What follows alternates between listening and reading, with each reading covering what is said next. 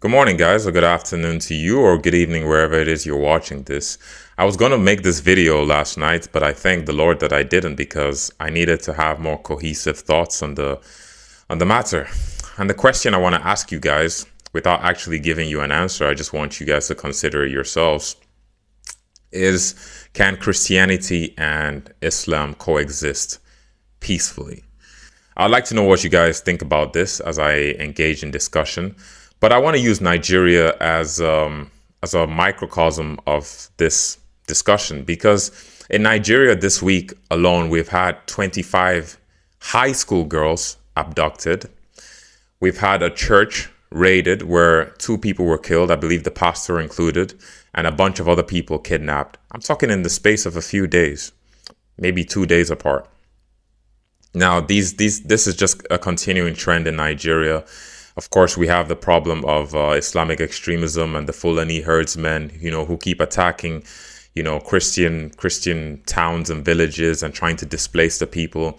And the government comes out and denies the validity of these events. So you have a lot of issues in Nigeria, and I think the government obviously is culpable in most of it because we have the government of Nigeria is very corrupt. There's no doubt about it. I think the leaders are incompetent. I think they do not know what they're doing. And if they know what they're doing, then clearly it means that their intent is evil. Now, I saw a pastor go through, the history of the religious conflict in Nigeria pretty much. And he pretty much outlined several reasons why there is a Christian genocide in Nigeria. But I think that's obvious to anybody who's actually really paying attention. Now, here's the question. Can Christianity and Islam coexist peacefully? At certain times in history, they have. You see, the thing about, from my perspective, and this is not even me answering the question directly, but this is just how I see it. I don't have a problem with Muslims per se. I really don't. I have friends that are Muslim, and I love them, and I think that they love me too, right? My issue is with the ideology of Islam. And I think the ideology of Islam is a problem even for Muslims, for moderate Muslims. Because, for instance, the 25 girls that they abducted in Nigeria, I think a lot of them are actually Muslim girls. And you have a lot of Muslims who just want to go about their lives, the moderate Muslims, they want to mind their business and do their things. But to the Islamic extremists, these Muslims are bad Muslims, so they target them. I mean, kind of like the way they would target Christians. Of course, they are targeting Christians more, but nonetheless, they intend to weed out the bad Muslims too. So, I mean, here's the thing. I think that the ideology of, I don't have an issue with Muslims per se, but the ideology of Islam, I definitely have an issue with. Why? Because it seems that the average idle young man who has nothing to do, who's jobless and bored, grasps onto certain ideas, right, from Islam and takes that upon himself and thinks that he's now some type of hero and goes and thinks that becomes their life's purpose, and they go around then trying to harm people. So the ideology, like there's an ideology within Islam that young men who have nothing to do are susceptible to. And this is not to say that Christians in the world today are perfect. There's a lot of Christians who are doing things they should not do, and I call them out and I say it. I do not support a lot of movements, but we have to acknowledge ideologies and the dangers of certain ideologies, right? So if you're living in a country with mostly moderate Muslims, yes, I think Christianity and Islam could coexist in such an instance.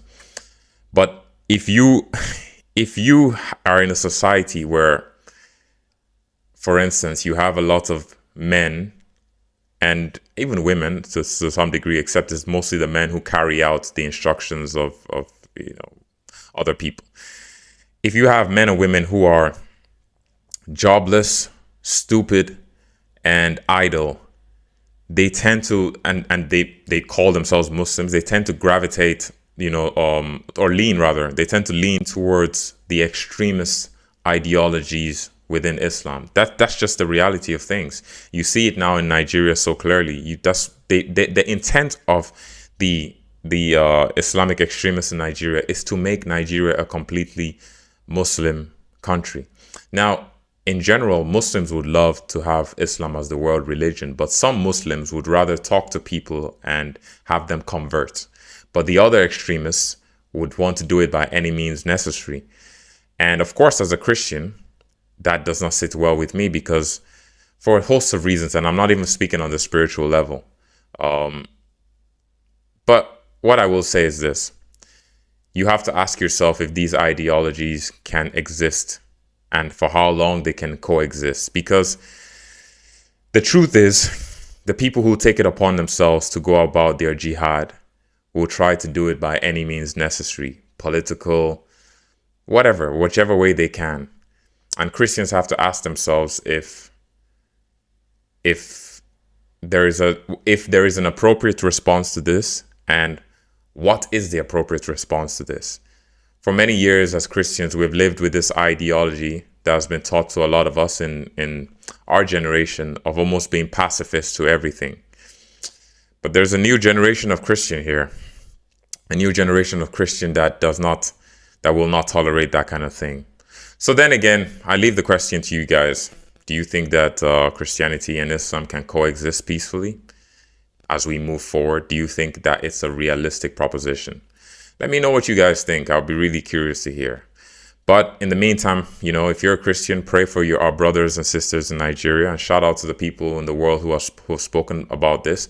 Thank God for a president like Trump, because if it wasn't him, if it was any Democratic or liberal president, or anyone from the Democrat Party, I don't think they would really be talking about this. But that is just a presumption, But I don't think a Biden or a Kamala would care. I'm fairly convinced about that. So I thank the Lord that he's there and he's trying to do something about it. And let's see how it goes. Always remember, my friends, Jesus Christ is King. God bless.